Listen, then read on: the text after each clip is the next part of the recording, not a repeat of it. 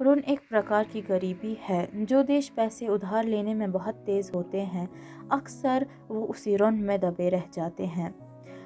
उनके पास इतना पैसा नहीं होता कि वह उस उधार को चुका सके। चीन ये जानता है और उसने बेल्ट एंड रोड नामक एक नीति बनाई है।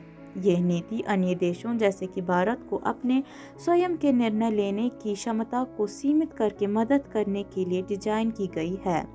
भारत अब नेकलेस ऑफ डायमंड नामक नीति बनाकर चीन को कुछ वापस करना चाहता है। यह नीति मध्य एशिया से Mongolia, Japan, Vietnam, Indonesia, Singapore, Seychelles, Oman और ईरान तक चलेगी। इस नीति का मकसद चीन को दूसरे देशों से घिरे होने से बचाना है। भारत अन्य देशों के साथ संयुक्त सैन्य अभ्यास कर रहा है, अपनी आर्थिक साझेदारियों का विस्तार कर रहा है और औद्योगिक गलियारों का निर्माण कर रहा है। हाल ही में भारत ने अन्य देशों के साथ कई महत्वपूर्ण हथियारों के सौदे भी किए हैं। ये सौदे महत्वपूर्ण है क्योंकि ये विभिन्न देशों के बीच संबंधों को मजबूत करने में मदद करते हैं। वैश्विक संघर्षों का विश्व अर्थव्यवस्था पर बड़ा प्रभाव पड़ सकता है। उदाहरण के लिए पिछले साल चीन की अर्थव्यवस्था लगभग एक सदी में सबसे कम दर से बढ़ी। इस बीच भारत अभी भी गर्व से खड़ा है, लेकिन इसकी लंबी तटरेखा इसे तत्वों के सामने उजागर करती है। हिंद महासागर पृथ्वी पर पानी का एक बड़ा हिस्सा है और ये प्रशांत और अटलांटिक महासागरों को जोड़ता है। वर्षों से उपनिवेशक शक्तियों ने इस क्षेत्र को नियंत्रित करने का प्रयास किया है। चीन दुनिया में अपना प्रभाव बढ़ाने के तरीकों की तलाश कर रहा है और ऐसा करने का एक तरीका दुनिया भर के बंदरगाहों पर मूल्यवान अधिकार हासिल करना है। चीन वर्तमान में ओमान के ड्यूकम पोर्ट में दोहरे उपयोग के अधिकारों के लिए बातचीत कर रहा है। ये केन्या के लामू द्वीप में एक गहरे पानी के बंदरगाह का निर्माण कर रहा है और ये मोरक्को में एक पनडुब्बी बेस के लिए मालदीव की पैरवी कर रहा है। चीन के ऋण की डोर में जुड़ गया प्रतीक मोती देश के लिए अपने ऋणों को चुकाना कठिन और कठिन बना देता है, जिसके बदले में अक्सर अन्य देशों से रियायतें मिलती हैं। विशेष रूप से भारत विदेशों में अपनी सैन्य उपस्थिति बढ़ाकर और अन्य देशों के साथ नई साझेदारी बनाकर इसका लाभ उठाने की कोशिश कर रहा है। भारत के कूटनीतिक प्रयासों का लक्ष्य विभिन्न देशों में चीन के प्रभाव को सीमित करना है। इन क्षेत्रों में मजबूत उपस्थिति बनाने के लिए भारत ने विभिन्न देशों के साथ समझौते पर हस्ताक्षर किए हैं। ये भारत को जिबूती, केन्या और मोज़ाम्बिक में चीनी प्रभाव का प्रतिकार करने की अनुमति देगा। 2016 में ईरान और भारत ने चाबहार में एक गहरे पानी के बंदरगाह के निर्माण के लिए एक समझौते पर हस्ताक्षर किए। चाबहार से आगे भारत उत्तर दक्षिण परिवहन गलियारे से जुड़ जाएगा, जो मुंबई को ईरान और अज़रबैजान के माध्यम से मॉस्को से जोड़ता है। ये सौदा भारत के लिए महत्वपूर्ण था क्योंकि इसने कराची और ग्वादर बंदरगाह में चीन की उपस्थिति का मुकाबला किया, जो अरब प्रदीप में दोनों महत्वपूर्ण बंदरगाह हैं। इसके अतिरिक्त दुक्कम बंदरगाह, जो जिबूती और ग्वादर के बीच में स्थित है, उन चीनी स्थितियों के प्रतिरूप के रूप में कार्य करता है। दुक्कम होर्मुज़ जलधंभ्रू मध्य के पास स्थित है, जो विश्व अर्थव्यवस्था में एक महत्वपूर्ण प्रगामन बिंदु है। ये दुक्कम को भारत के लिए एक मूल्यवान संपत्ति बनाता है क्योंकि ये भारत को इस क्षेत्र में अपने हितों के सुरक्षा करने में मदद कर सकता है। 2018 में नई दिल्ली ने सिंगापुर और इंडोनेशिया के साथ समझौतों पर हस्ताक्षर किए, जो भारतीय नौसेना को उन देशों में फिर से हथियार और ईंधन भरने की अनुमति देते हैं। सिंगापुर समझौता दूसरों से अलग है क्योंकि ये भारत को दक्षिण चीन सागर में काम करने की अनुमति देता है।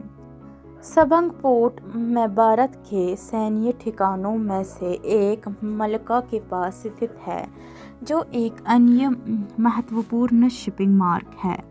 मलक्का जलडमरू मध्य एक संकीर्ण जल मार्ग है जो हिंद महासागर को प्रशांत महासागर से जोड़ता है। भारत और चीन दोनों तेल और गैस सहित कई अलग अलग चीज़ों के आयात के लिए इस जलमार्ग पर निर्भर हैं।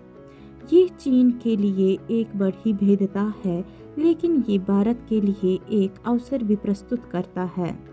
भारत अब मलक्का जलडमरू मध्य के पास बसे 2 द्वीपों का सैन्यीकरण कर रहा है और इससे भारत को चीन के साथ बातचीत करने की अधिक शक्ति मिलेगी। इसके अलावा भारत चीन को घेरने वाले अन्य देशों से भी संबंध सुधारने पर काम कर रहा है।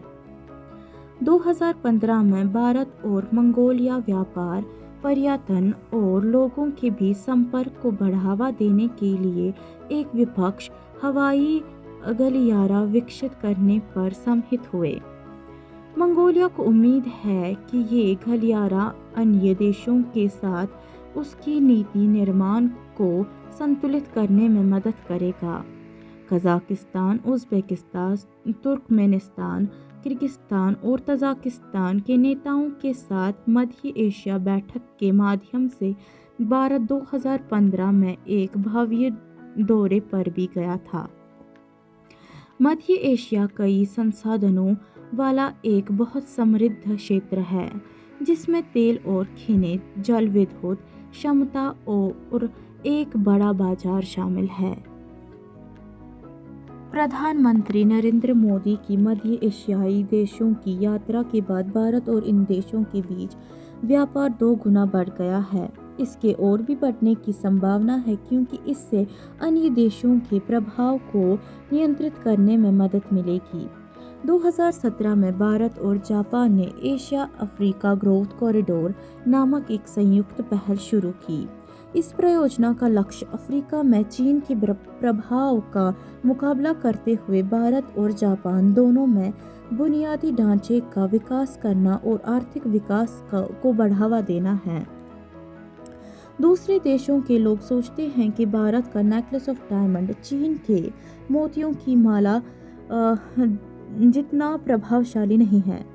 ये आसिया क्षेत्र में विशेष रूप से सच है, जहां बहुत से लोग अपने वादों को पूरा करने की भारत की क्षमता पर संदेह करते हैं। ये संदेह भारत की कुख्यात धीमी नौकरशाही के साथ साथ हमेशा अपने वादों को पूरा करने में शमन नहीं होने के भारत के इतिहास पर आधारित है।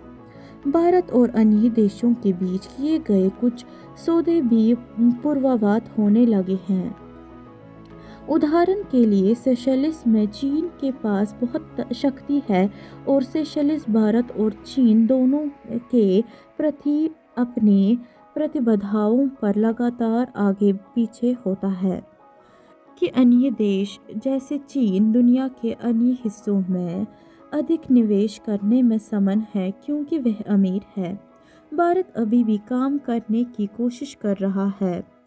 उदाहरण के लिए भारत समाधान के लिए बातचीत करने की कोशिश कर रहा है ताकि अन्य देशों की व्यवसाय सरकार के साथ परेशानी में न पड़े। हालांकि चीन अफ्रीका में काफ़ी पैसा लगाता रहा है, जबकि भारत का अब तक का सबसे बड़ा निवेश ईरान के चाबहार बंदरगाह में हुआ है। हथियारों की बिक्री जैसी चीज़ों पर भी भारत का कुछ नियंत्रण है, जो गलत हो रहा है। भारत और चीन दोनों बहुत बड़े देश हैं जिनके पास ढेर सारे हथियार हैं। चीन इनमें से कुछ हथियार दूसरे देशों को बेचता है, लेकिन भारत चीन की गलतियों से सीख रहा है और हथियारों की बिक्री भी शुरू कर रहा है। ये देशों के बीच संबंधों को सुधारने और मजबूत रणनीति साझेदारी बनाने में मदद करता है। भारत ने वियतनाम और फिलीपींस को सुपरसोनिक मिसाइल बेचने की पेशकश की है। दोनों देश चीन के करीबी है और वह चीन के प्रति बहुत संजीदा और शत्रुपूर्ण है। ब्रह्मोस मिसाइल दुनिया की सबसे तेज क्रूज मिसाइल है और ये ध्वनि की गति से 3 गुना तेज गति से यात्रा कर सकती है। ये एक बड़ा वॉरहेड ले जा सकती है और इसे पनडुब्बियों, विमानों और ग्राउंड लॉन्चरों से लॉन्च किया जा सकता है। जाहिर है बीजिंग इन हथियारों को वियतनाम और फिलीपींस को बेचे जाने से खुश नहीं है। भव्य रणनीति विजय की शर्तों को नियंत्रित करने की कोशिश करने के बारे में है ताकि आपके प्रतिनिधि को उनकी ज़रूरत की चीज़ें न मिले। भारत और चीन के मामले में इसका मतलब हथियारों की व्यापार को नियंत्रित करने की कोशिश करना है। ऐसा इसलिए है क्योंकि हथियारों की बिक्री दूसरे देशों को प्रभावित करने का एक तरीका है। तो आज की वीडियो में इतना ही। यदि आपको हमारी वीडियो पसंद आई तो लाइक और सब्सक्राइब कीजिए। इस वीडियो को अपने दोस्तों के साथ शेयर करें। अगली बार ऐसे ही किसी दिलचस्प टॉपिक के साथ मिलेंगे। जय हिंद।